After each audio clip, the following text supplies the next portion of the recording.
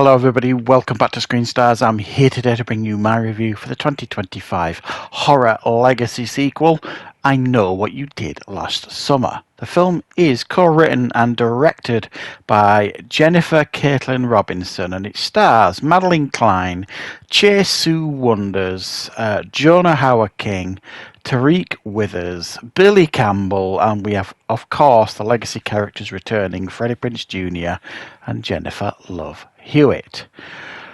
Right, okay, we meet a new group of teens living in the same place as we saw in the 90s version of the film. One of the friends is kind of getting married. They're all having a good time, having fun.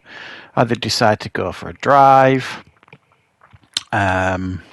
And lo and behold, what happens? An accident takes place. Someone ends up dying, going off the side of the road, dying. And they all decide to cover it up, as you do in these movies. A year later, the friend who's getting married is sat around with everybody, opening gifts and everything, and she opens a card that basically says, "I know what you did last summer." This then triggers a chain of events where the fisherman hook killer is back, and he is taking out everybody responsible for what happened a year previously. The town don't want to hear about it. They're burying their head in the sand. So Freddie Prinze Jr.'s character Ray and Jennifer Love Hewitt's character Julie return to try and help this young group of teens to basically stay alive. Right, what are my thoughts on I Know What You Did Last Summer?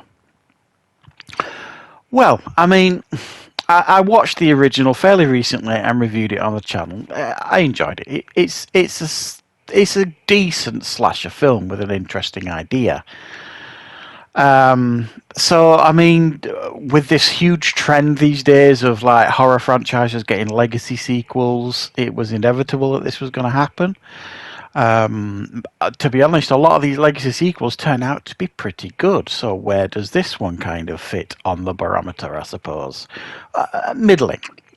While I don't think this is a terrible film, I certainly don't think it elevates itself to like being smarter or cleverer or original or any of those things. Sometimes these legacy sequels, I think, can dish up a few surprises, and they end up being quite enjoyable.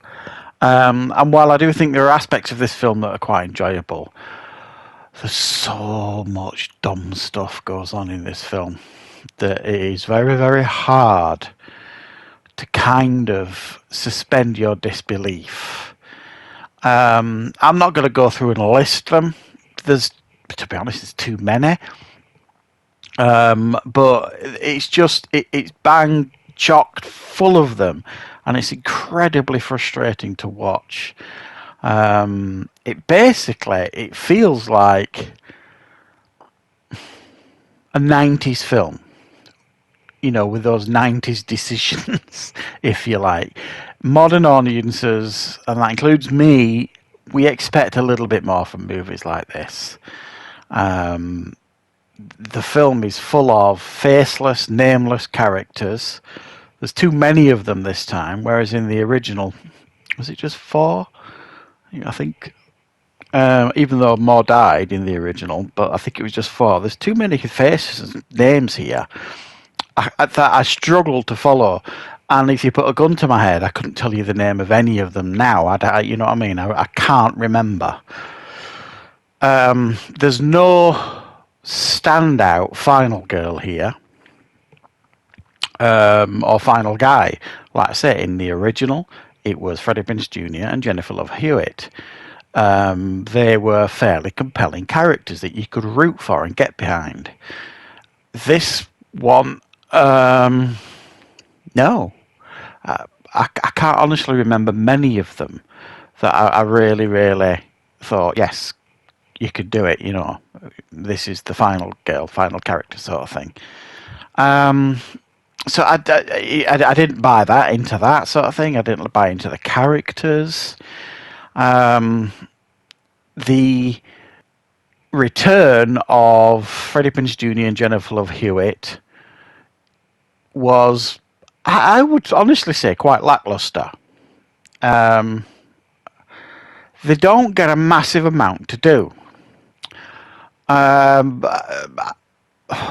One of the characters, and yeah, I'm trying to be careful here, obviously, in regards to spoilers. One of the characters, well, I suppose they both are at the end integral to the story.